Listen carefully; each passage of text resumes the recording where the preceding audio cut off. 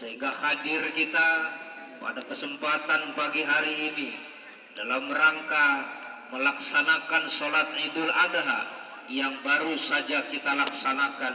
Mudah-mudahan senantiasa dapat meningkatkan takwa kita kepada Allah Subhanahu wa Ta'ala, sebab dengan cara melaksanakan segala perintahnya dan meninggalkan semua larangan-larangannya, maka dengan demikian insya Allah hidup kita akan mendapatkan ridha Allah Subhanahu wa Ta'ala.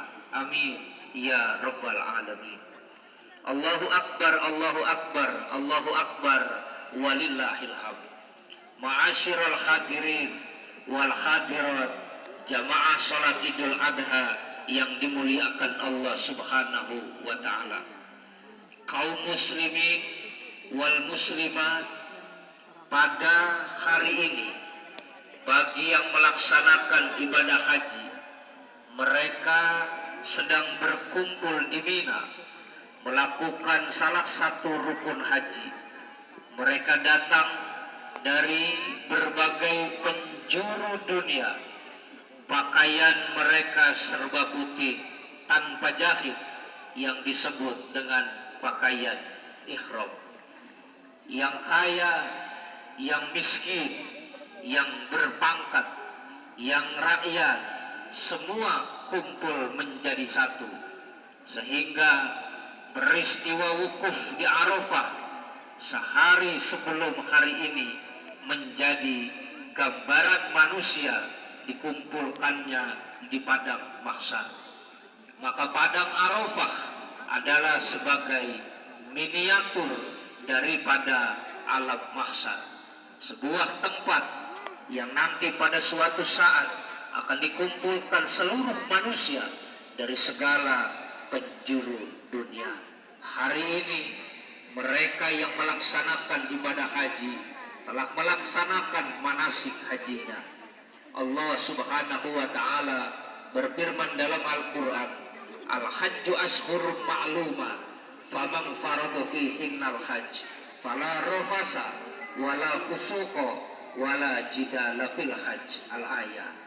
Haji adalah beberapa bulan yang diketahui, maka barang siapa yang telah dipardukan untuk melaksanakan ibadah haji, maka tidak boleh berbuat rafas, tidak boleh berkata keji, wala fusuqa, dan tidak boleh berbuat fasik, wala jidala fil hajj, dan tidak boleh bermusuh-musuhan dalam melaksanakan ibadah haji. Para jamaah hadirin hadirat, jamaah salat Idul Adha yang dimuliakan Allah Subhanahu wa Ta'ala. Bicara Idul Adha, bicara bulan Dzulhijjah, timbul pertanyaan bagi kita umat Islam. Kenapa orang melaksanakan ibadah haji harus ke Mekah? Dalam sebuah kitab Hikmatut Tasri' wa Falsafatihi, karangan Al-Imam Jurjani, para jamaah sekalian, ada beberapa alasan kenapa orang melaksanakan ibadah haji harus ke Mekah. Di antaranya yang pertama adalah innal muslimina idza hajju tadhkuru abahu Ibrahim al-Khalil alaihi salam. Karena ketika orang-orang Islam melaksanakan ibadah haji ke Mekah, yang pertama mereka dapat mengingat sejarahnya Nabi Allah Ibrahim alaihi salam. Yang kedua, yang membuat umat Islam diwajibkan melaksanakan ibadah haji harus ke Mekah, alasannya yang kedua adalah Wulidal Mustafa sallallahu alaihi wasallam, karena Mekah adalah sebagai tempat kelahiran Nabi kita Muhammad Rasulullah sallallahu alaihi wasallam. Yang ketiga, al-makanul ladzi istajaballahu fihi du'a, karena Mekah adalah tempat diterimanya doa. Yang keempat, al-makanul mutahhir, karena Mekah disebut sebagai tanah suci. Yang kelima, la yajtami'u dinani fi jaziratil Arab, karena di Mekah tidak pernah berkumpul agama. Hadirin jamaah salat Idul Adha rahimakumullah.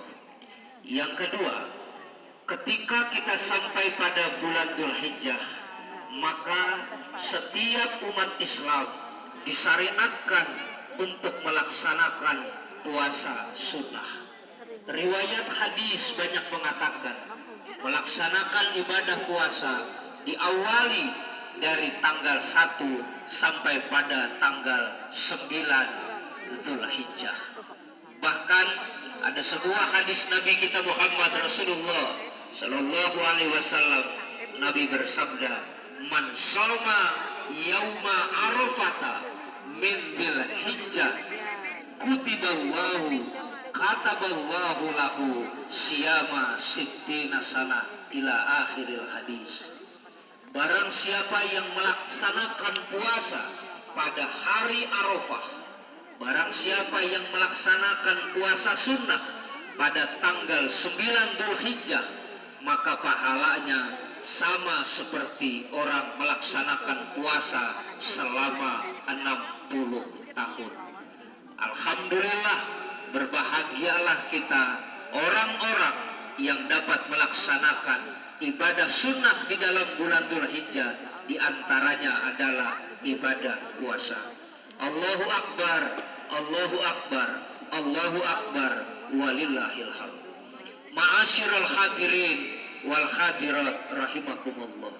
Yang ketiga, ketika kita sampai pada bulan Dzulhijjah, maka umat Islam disyariatkan melaksanakan ibadah kurban. Idul Adha berarti hari raya kurban. Peristiwa kurban sebetulnya telah terjadi sejak zaman Nabi Adam alaihi salam, yaitu kurban yang dilakukan oleh Qabil dan Habil. Kurban Qabil tidak diterima oleh Allah Subhanahu wa taala karena ia berkurban dengan harta yang tidak disenangi. Kurban Habil diterima oleh Allah Subhanahu wa taala karena ia berkurban dengan kurban kambing yang gemuk, hewan kurban yang sehat, hewan kurban yang baik, dan berkurbannya ikhlas lillahi ta'ala.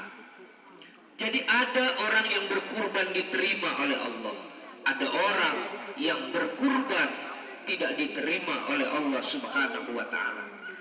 Kisah kurban kedua anak Adam itu diabadikan dalam Al-Quran surah Al-Maidah ayat yang ke-27. A'udzu billahi minasyaitonir rajim.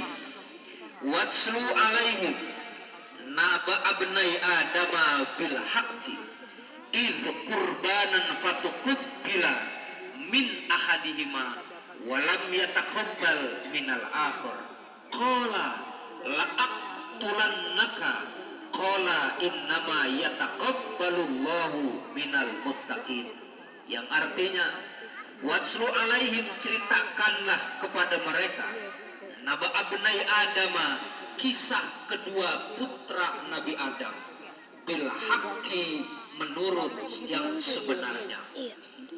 Itu kurbanan, ketika keduanya mempersembahkan kurban, fataqabbala min ahadihima, maka diterimalah